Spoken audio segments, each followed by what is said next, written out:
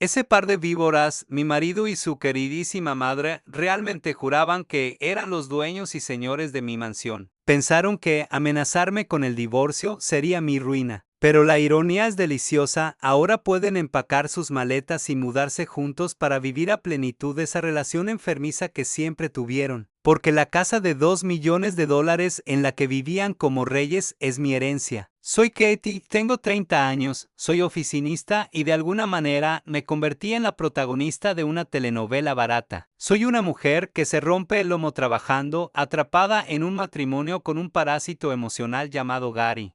Un hombre cuya principal habilidad en la vida es no haber soltado jamás el cordón umbilical. Y luego está su madre, Carol, una mujer que camina por la vida creyendo que la corona británica le pertenece por derecho divino. Sé lo que me van a preguntar sobre cómo terminé casada con semejante espécimen. Y la respuesta es triste pero cierta: el amor te venda los ojos, te tapa los oídos y te roba el coeficiente intelectual.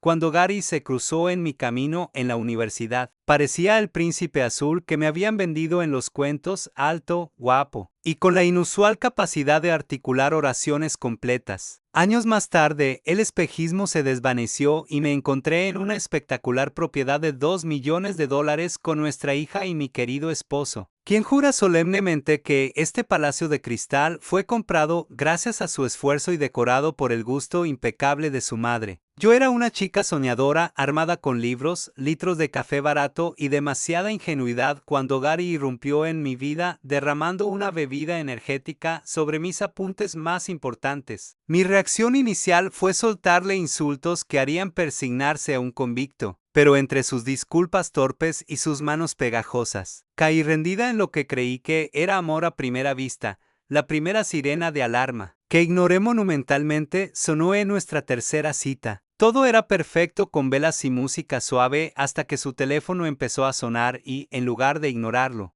mi Gary se lanzó sobre la mesa como si estuviera desactivando una bomba para contestarle a su mamá. Pasó 15 agonizantes minutos discutiendo con ella si había empacado sus calzoncillos de la suerte para los exámenes. En lugar de huir despavorida, me tomé mi vino tibio y pensé que era tierno que adorara a su madre. Pasaron los años y de repente tenía un anillo en el dedo tras una propuesta tan patética que mencionó a Carol no menos de 5 veces, a la que yo, en un tren de estupidez, dije que sí.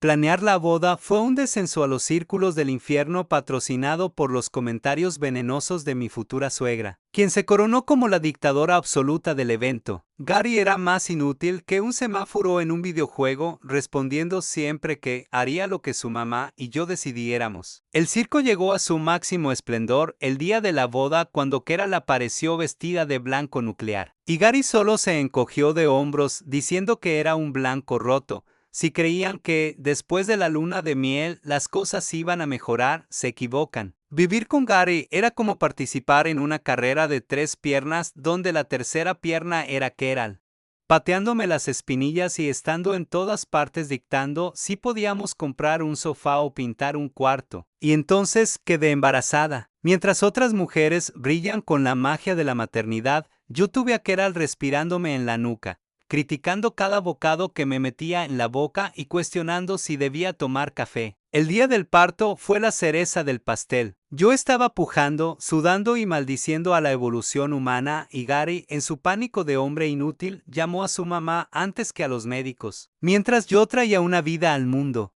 Carol me miraba desde una esquina, minimizando mi dolor y diciendo que ella no había hecho tanto escándalo. La llegada de mi hija solo le dio más munición a esta arpía, quien aseguraba que yo todo lo hacía mal con el bebé según su sonrisa condescendiente. Gary estaba en el paraíso teniendo a su mami cocinándole y a su hija en casa, mientras yo perdía la poca cordura que me quedaba. Decidí que mi hija no iba a crecer viendo a su madre como el tapete de la casa, así que renuncié a mi trabajo de alto perfil por uno con menos paga pero mejor horario, lo que casi hace que Carol se desmaye por el nivel de vida de su Gary.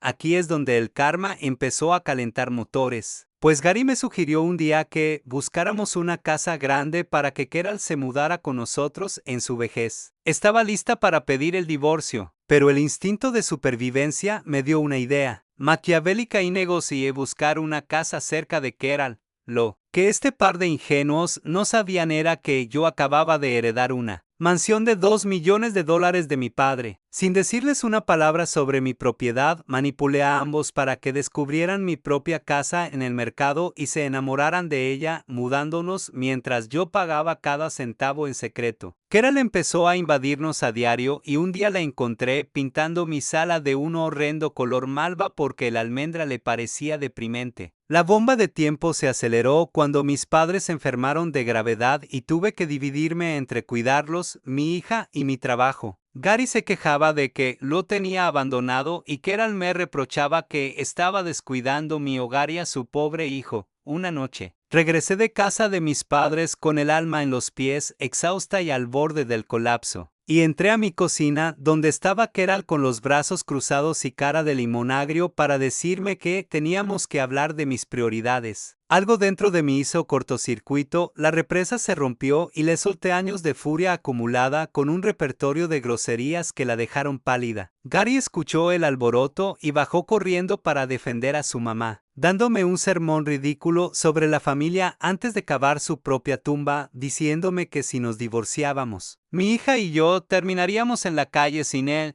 Hubo un silencio sepulcral, seguido de una carcajada maniática de mi parte. Me sequé las lágrimas de risa, me erguí y le pregunté quién le había dicho que la que se iría a la calle era yo.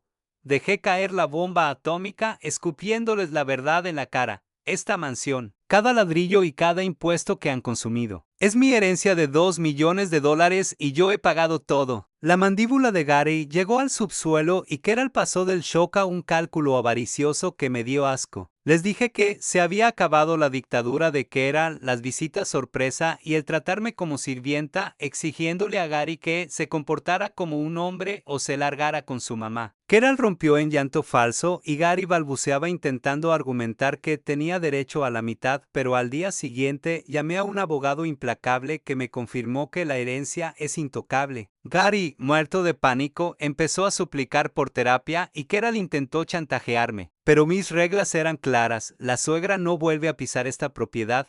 Ese patético hombrecillo nunca tuvo oportunidad, y semanas después de la gran explosión, los papeles del divorcio aterrizaron en sus manos junto con una hermosa orden de desalojo. Le dije con una sonrisa afilada que no tendría que ir muy lejos, pues se iba directo a la casa de su madre. No le hizo gracia, pero empacó sus cosas y se largó. El divorcio fluyó, me quedé con mi mansión intacta, dividimos los bienes menores y mi mayor victoria fue clavarlo con la manutención infantil, dándome la paz financiera para darle a mi hija la vida que merece. Keral intentó la táctica de usar a mi hija para venir de visita, pero fui tajante en decirle que en esta casa no se admiten animales venenosos y que viera a la niña en el tiempo de su padre. Mi hija y yo hemos encontrado la paz, ella pasa las semanas conmigo y los fines de semana con él y su abuela. Desde que saqué esa mochila de piedras de mi espalda, todo es luz y lo primero que hice cuando la puerta se cerró detrás de él fue contratar a unos pintores para borrar de la existencia ese espantoso color malva de mis paredes.